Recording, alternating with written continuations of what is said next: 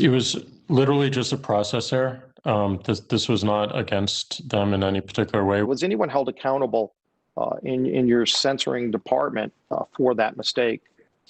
Well, we don't have a censoring department. There's a big difference between stopping bullying and violent type of social media posts versus actual censorship of political views that you disagree with.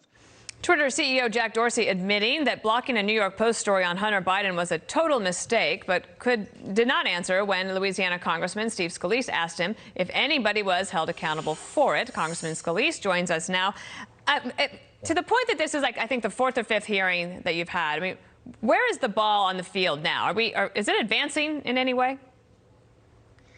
Well, Dana, Bill, good morning. Good to be with you. Look, you saw bipartisan frustration and anger with the tech CEOs and the way they're abusing their platforms, the way they're hiding behind Section 230 of the law that gives them immunity from prosecution. Yet they're not just acting like the town square. They're literally censoring and picking winners and losers in a forum where people thought they were going to be going just to exchange information with friends and to be able to put ideas out there.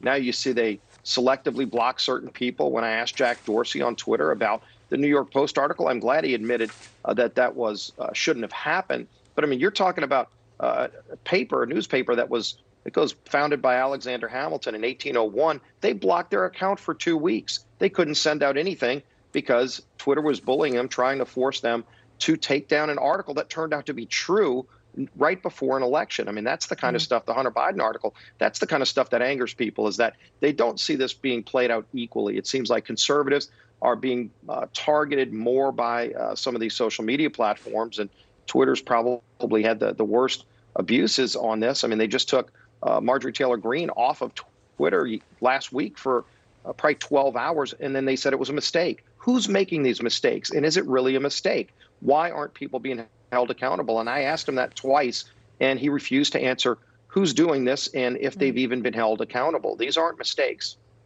Did it come up, and did they answer whether or not YouTube or Twitter or Facebook will allow Donald Trump back on their platforms? It came up, and specifically with Facebook, Mark Zuckerberg was asked if Zuckerberg said that he has a board that he put together to determine when people should be removed or put back on Facebook.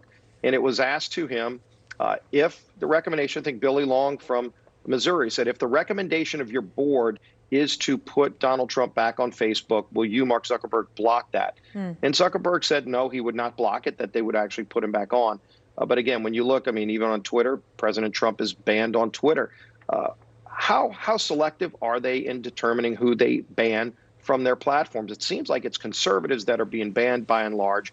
The Ayatollah can put out things talking about death to Israel and America. You look at the Chinese Communist Party, they're spreading disinformation right now on Twitter. In fact, the Washington Post article that attacked President Trump and totally mischaracterized the phone call with Georgia election officials that Washington Post themselves have admitted was wrong. They admitted that there was a false story, and yet you could still tweet that false narrative out on Twitter, but President Trump can't refute it because he's banned. I mean, this is the double standard that people are very angry about, and it's got to get confronted. You even had Senator Bernie Sanders this week saying he's not comfortable with the policy overall. So we'll see where it goes. Thank you, Congressman, for joining us today. Thank you, sir.